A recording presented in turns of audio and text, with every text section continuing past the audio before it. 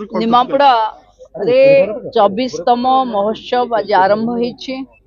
निमापड़ा महोत्सव रो ये प्रथम संध्या आमे भारत रत्न देशर पूर्वतन प्रधानमंत्री अटल बिहारी वाजपेयी को नारे ये प्रथम संध्या को आमे उत्सर्ग करिथिलु एवं आमर समस्त वर्षा सत्वे भी समस्त अतिथि अनुभव महांती सांसद मंत्री एवं सूर्यवंशी सूरज 27 तारीख रे उपस्थित रहिबे एवं शेष दिनर जो उत्सव अच्छे से बॉम्बे रो गीतिकार कलाकार सलीम सुलेमान उपस्थित रहिबे।